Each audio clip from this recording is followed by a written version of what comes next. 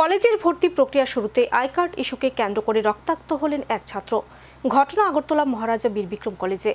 রক্তাক্ত ছাত্রের নাম খরাং দেববর্মা। অভিযোগের 30 শাসক দলের ছাত্র সংগঠন এবিভিপির দিকে। আক্রান্ত ছাত্র টিএসএফ এর কর্মী। এই ঘটনাকে ঘিরে গোটা এমবিবি কলেজে চাপা উত্তেজনা সৃষ্টি। জাতীয় শিক্ষানীতি 2020 রাজ্য লাগু হবার পর পূর্ব ঘোষণা অনুযায়ী কলেজগুলিতে সোমবার থেকে শুরু হলো দ্বিতীয় ব্যাচের ভর্তি প্রক্রিয়া। এবছর রাজ্য উচ্চ শিক্ষা দপ্তর অনলাইনে ভর্তি প্রক্রিয়া শুরু করে।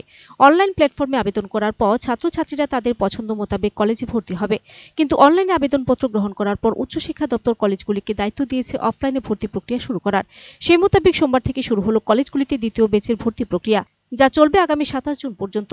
অফলাইনে এই ভর্তি প্রক্রিয়া শুরুতে ভর্তি সংক্রান্ত বিষয় নিয়ে রক্তাক্ত হলেন এক দ্বিতীয় বর্ষের ছাত্র। ঘটনা রাজধানী আগরতলা মহারাজা বীর বিক্রম কলেজে।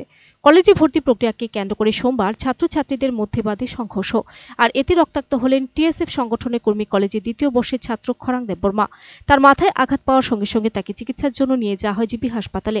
জানা গেছে, ভর্তি হতে আসা ছাত্রছাত্রীদের সাহায্য করতে গেলে আই কার্ড সংক্রান্ত বিষয় নিয়ে অখিল ভারতীয় বিদ্যার্থী পরিষদের কর্মীদের হাতে বাধাপ্রাপ্ত হয়ে রক্তাক্ত হন খরাং। কলেজের প্রিন্সিপালের সামনে এবিভিপি কর্মীদের হাতে রক্তাক্ত হলো সে, এমনটাই অভিযোগ টিএসএফ এর।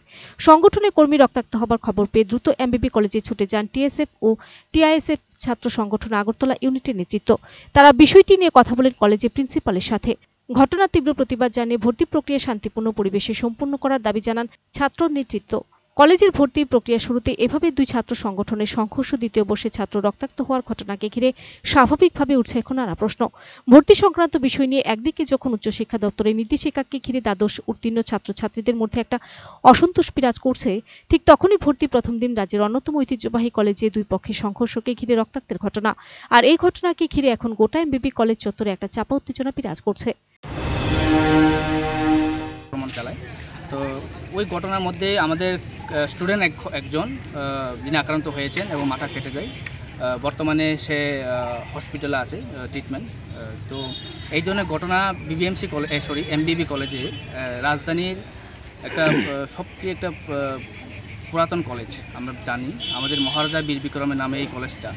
এই কলেজে এই ধরনের একটা ঘটনা ঘটে গিয়েছে, সেটা আমরা Tripura student federation totally condemn জানাই এবং নিন্দা জানাই। এবং এই ধরনের ঘটনা যাতে এই কলেজেতে না হোক, আমরা প্রিন্সিপাল স্যারের সাথে সাক্ষাৎ করি এবং প্রিন্সিপাল স্যারকে বলি, এবং প্রিন্সিপাল স্যার বলেছে যে এই ধরনের ঘটনা ভবিষ্যতে যাতে না হয় তার জন্য চিন্তা করবেন এবং স্টেপ নেবেন।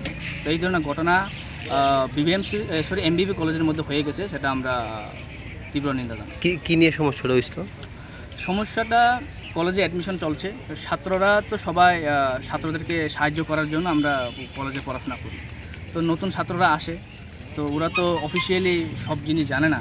তো ওদেরকে সাহায্য করতে গিয়ে আই কার্ড ইস্যু নিয়ে, ভলেন্টিয়ার আই কার্ড ইস্যু নিয়ে বলেছে যে আই কার্ড দেওয়া হবে না।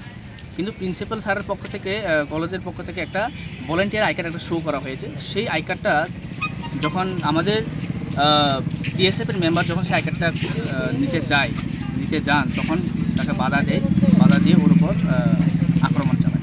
কারা করেছে আক্রমণটা? আমরা যা ব্যুরো রিপোর্ট, সার্চ ইন্ডিয়া।